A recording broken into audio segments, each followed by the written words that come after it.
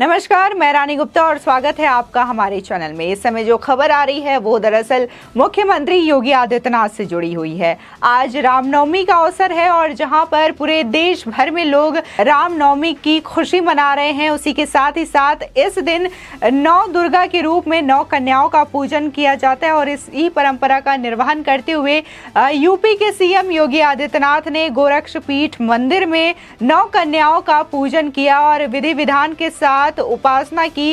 इसी के साथ ही उन्होंने स्वयं अपने हाथों से उन कन्याओं को भोजन परोसा और उनसे आशीर्वाद लिया। इसी के साथ ही मुख्यमंत्री ने वहां पर लगे जनता दरबार में लोगों की समस्याएं भी सुनी और उनके समाधान का आश्वासन भी दिया। इसी के साथ ही मुख्यमंत्री योगी आदित्यनाथ ने एक योजना लाने का निर्णय लिया है, जिसमें कि उन्होंने कहा है कि यूपी के 403 विधानसभा सीट वाले राज्यों में और जिलों में 100 बेड वाले हाईटेक हॉस्पिटल बनाए जाएंगे।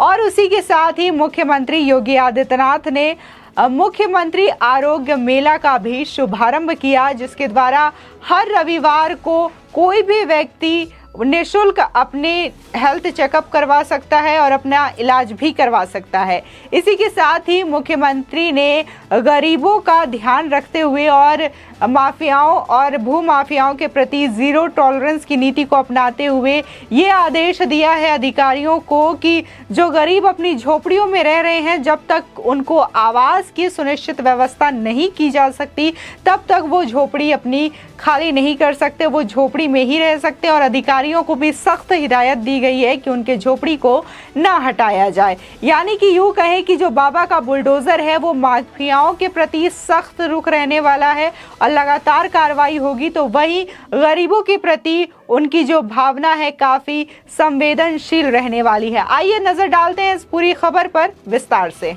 आपको बता दें, रामनवमी के अवसर पर यूपी के सीएम और गोरक्षपीठ के महंत योगी आदित्यनाथ ने शनिवार को गोरखपुर के गोरखनाथ मंदिर में विधि विधान के साथ 9 दुर्गा की उपासना की। इस मौके पर सीएम ने यहां 9 कन्याओं का पूजन कर उन्हें अपने हाथों से भोजन भी करवाया। वहीं रामनवमी के मौके पर सीएम ने गोरखनाथ मंदिर में नवदुर्गा के स्वरूप 1 से 5 वर्ष की 9 कन्याओं को आमंत्रित किया और पूरे विधि विधान के साथ उनकी उपासना भी की। कन्या पूजन के बाद सीएम ने सभी कन्याओं और बटुकों को अपने हाथों से भोजन कराया और फिर दक्षिणा देकर उनसे आशीर्वाद भी लिया। बता दें, योगी आदित्यनाथ गोरक्षपीठ के महंत बनने से पूर्व भी यहाँ पर कन्या पूजन करते रहे हैं और सीएम बनने के बाद तक उन्होंने इस परंपरा को निभाना जारी रखा है।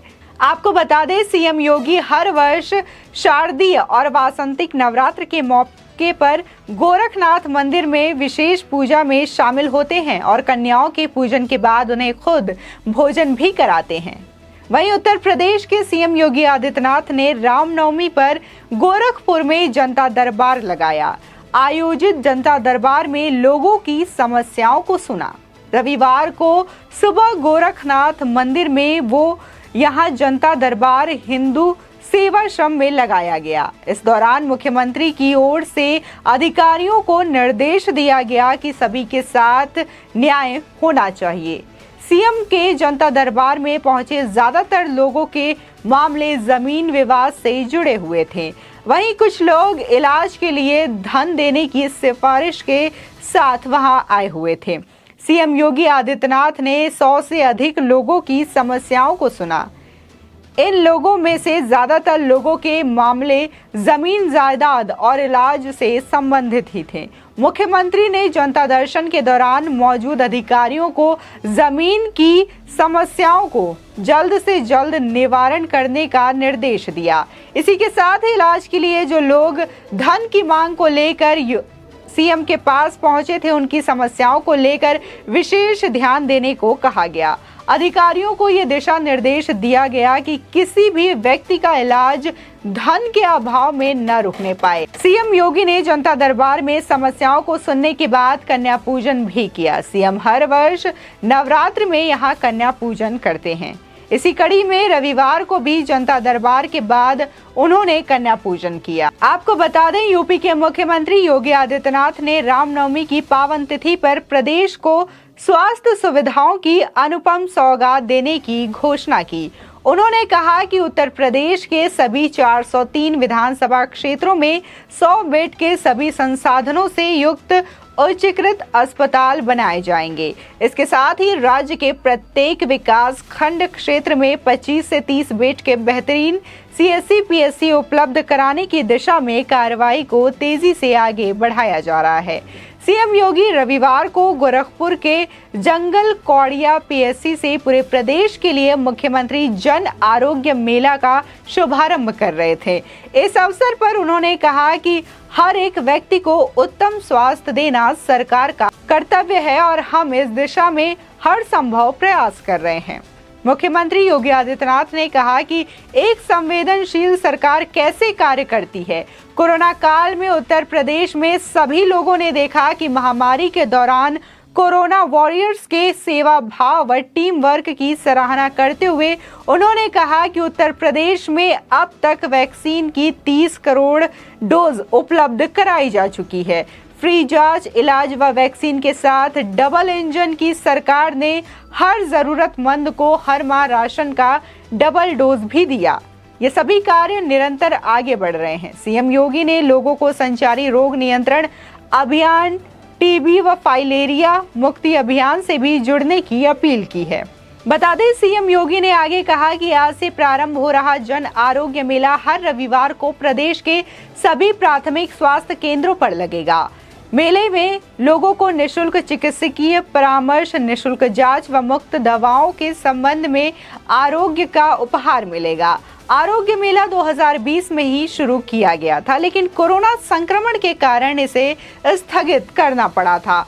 एक बार फिर इसका शुभारंभ हो रहा है। इसका उद्देश्य सभी लोगों को बिना भेदभाव चिकित्सा सेवा का लाभ पहुंचाना होगा।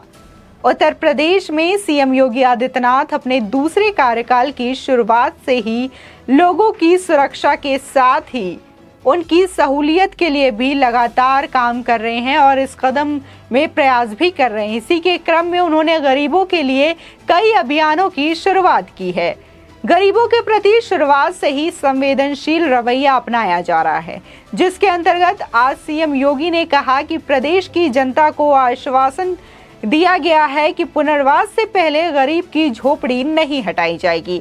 अगर किसी गरीब की झोपड़ी सरकारी जमीन पर है तो पहले उसे पुनर्विकसित किया जाएगा, फिर भूमि पर कब्जा कर मुक्त कराया जाएगा। वहीं जानकारी के मुताबिक आज मुख्यमंत्री ने गोरखपुर में पत्रकारों से कहा कि यदि भूमि अनारक्षित श्रेणी से होगी तो गरीब को वही जमीन पट्टे में दे दी जाएगी। भूमि के अनारक्षित श्रेणी का होने पर उसे अत्यंत आवास उपलब्ध कराया जाएगा।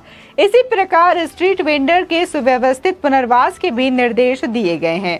उनके रोजगार के लिए प्रधानमंत्री स्वनिधि योजना एवं अन्य तरीके से व्यवस्था की जा रही है। मुख्यमंत्री ने कहा कि एंटी भू माफिया टास्क फोर्स की कार्रवाई पेशेवर माफिया के लिए है, न कि गरीबों के लिए। इसके साथ ही उन्होंने कहा कि प्रदेश में माफिया के खिलाफ जीरो टॉलरेंस की नीति जारी रहेगी। आपको बता दें, पेशेवर माफिया व अपराधी सत्ता संरक्षण प्राप्त कर सरकारी, सार्वजनिक, गरीबों व व्यापारियों की जमीन पर कब्जा करते थे। इसके विरुद्ध एंटी भू माफिया टास्क फोर्स का गठन किया गया और अब तक पेशेवर माफिया से संपत्ति जब्त कर ली गई है। कार्रवाई आगे भी जारी रहेगा और अगर अपराधी इसी तरीके से हरकत करते हैं तो बाबा का बुलडोजर भी लगातार चलता रहेगा और अपराधियों के खिलाफ इसी तरीके से कार्रवाई होती रहेगी और अवैध संपत्तियों को जब्त किया जाएगा, चाहे फिर वो अतीक अहमद हो, मुख्तार अंसारी जैसे माफिया या फिर यूं कहें कि कत्तावर नेता। आपकी इस खबर पर क्या राय है, हमें जरूर बताएं हमारे कमेंट सेक्शन में। आगे की और भी अपडेट के लिए हमारे चैनल को सब्सक्राइब करना ना भूलें। धन्यवाद।